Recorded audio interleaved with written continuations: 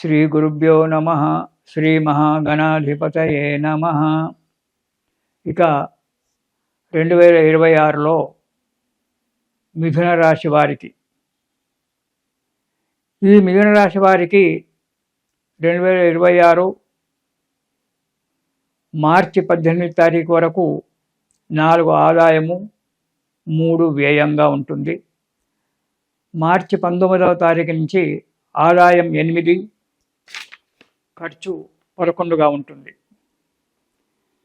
ఇక ఈ రాశి వారికి కనుక చూసుకున్నట్టయితే సప్తమాధిపతి దశమాధిపతి గురుడు 1, 2, 3 స్థానాలలో తిరగడం వల్ల, సంచరించడం వల్ల మే 25 వరకు జీవితం అంతా కూడా మామూలుగానే ఉంటుంది.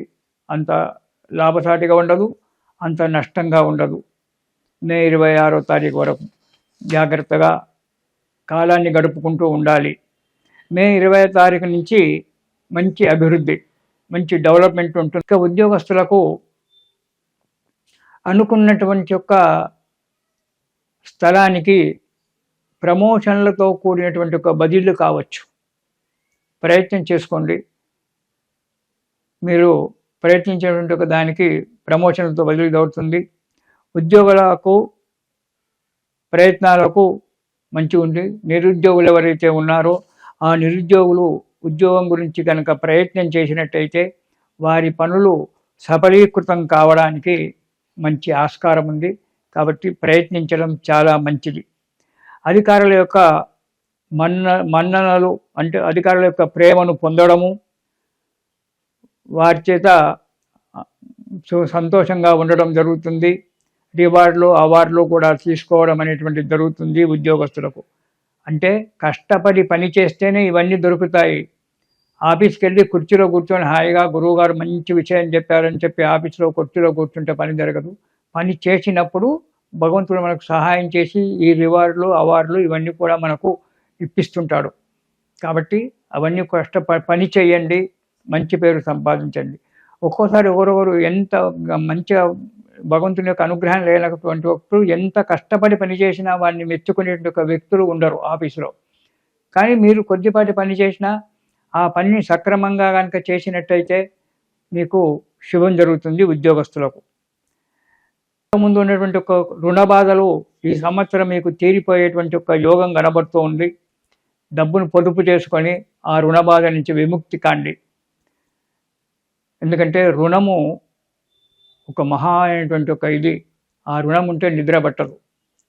కాబట్టి రుణాన్ని లేకుండా ఉండాలి.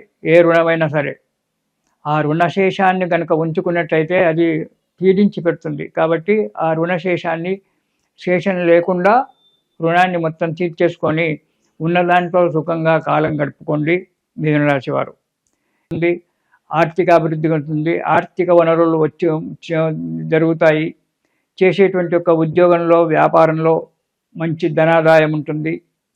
ఉద్యోగస్తులకు ప్రమోషన్లు రావడము, ఇంతకుముందు ఉన్నటువంటి ఒక ఏరియర్స్ ఏవైనా కనుక ఉన్నట్టయితే అవి చేతికి అందడము, లేదా పరవారికి మీరు ధనం ఇచ్చి ఆ ధనము మళ్ళీ తిరిగి రాకపోయినప్పటికీ ఈ సంవత్సరంలో మాత్రము మీ ధనము మీకు తిరిగి రావడానికి మంచిగా ఉంది. మంచి ధనాదాయం ఉంటుంది. భూములు కొనడం కానీ గృహాలు కొనడం కానీ జరుగుతుంది. అంటే స్థిరాస్తులు కొనడం అనేటువంటి జరగడానికి ఈ సంవత్సరం మిథున రాశి వారికి చాలా అనుకూలంగా ఉంది. లేదా వాహనాలు కూడా కొనుక్కోవడం అనేటువంటి కూడా జరగడానికి ఉంది. విలాసవంతమైనటువంటి ఒక జీవితాన్ని గడుపుతారు ఈ మిథున రాశి వారు ఈ సంవత్సరంలో. కానీ డాంబికాలకు పోయి అనవసరంగా డబ్బు ఖర్చు చేసుకుంటారు, అధికంగా డబ్బు ఖర్చు చేసుకుంటారు. దానివల్ల కొంత ఆర్థిక పరిస్థితి లోటు వస్తుంది. కాబట్టి డాంబికాలకు పోకుండా జాగ్రత్తగా కనుక మసలుకున్నట్టయితే ధన నష్టం ఎక్కువగా కాదు, ఏదో మామూలుగా జరుగుతుంటుంది. మీకు ముఖ్యంగా మీరు ఈ సంవత్సరంలో పైకి రావాలంటే ఒక స్త్రీ ద్వారా, అంటే తల్లి కానీ భార్య కానీ అనుకూలంగా ఉండి మీరు బయటికి వ్యాపార నిమిత్తంగానే వెళ్ళినప్పుడు చేసినప్పుడు వారి దగ్గర నుంచి కొంత డబ్బు తీసుకొని వెళ్ళి అక్కడ పెట్టుబడి పెట్టినట్టయితే ఈ రాశి వారికి ఉన్నతి లభిస్తుంది. స్త్రీ వల్ల డెవలప్మెంట్ ఉంది ఈ సంవత్సరం ఈ మిథున రాశి వారికి. కాబట్టి ఆ స్త్రీ మీ తల్లే కావచ్చు, మీ భార్యనే కావచ్చు, మీ కూతురే కావచ్చు, మీ వాళ్ళకు సంబంధించిన ఒక వ్యక్తుల నుంచి డబ్బు తీసుకొని వెళ్ళి ఆ పని చేసినట్టయితే ఆ పనిలో మంచి ఫలితాలు జరిగి అభివృద్ధి కావడానికి ఆస్కారం ఉంది.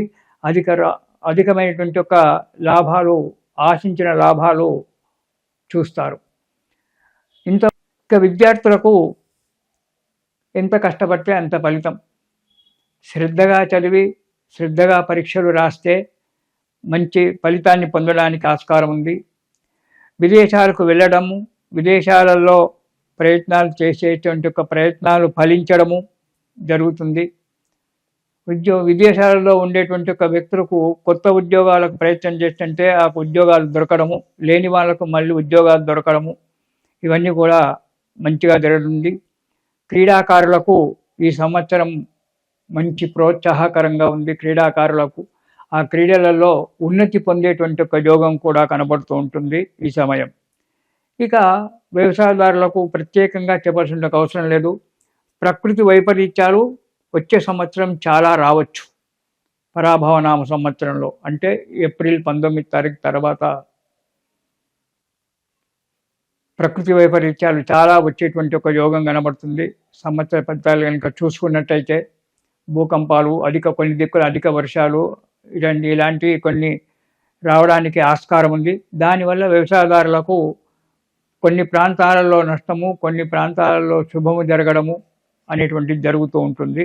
అది ప్రకృతి వైపరీత్యం వల్ల శుభాలతో జీవితం గడుస్తుంది వ్యవసాయదారులకు. ఇక రాజకీయంలో ఉండబడే ఒక వ్యక్తులకు మిథున రాశి వారికి మంచి ఉన్నతి జరిగేటువంటి ఒక అవకాశం కనబడుతోంది. కానీ ప్రతి విషయంలో తొందరపాటు పనికిరాదు.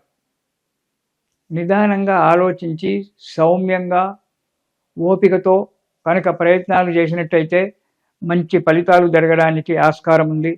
ఆరోగ్య విషయంలో కొద్దిగా జాగ్రత్తగా ఉండాలి మిథున రాశి వారు.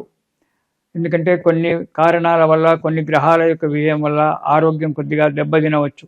కాబట్టి ఆరోగ్య విషయంలో జాగ్రత్తగా ఉండండి, మంచి పనులు చేసుకోండి, సుఖంగా ఉండండి.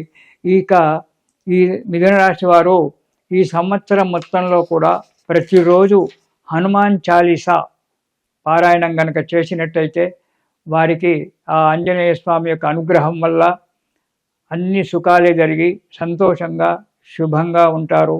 కాబట్టి ప్రతిరోజు కూడా ఈ సంవత్సరం మొత్తం 2026 సంవత్సరం మొత్తం కూడా హనుమాన్ చాలీసా పారాయణం చేయండి మిథున రాశి వారు. ఇది శుభం.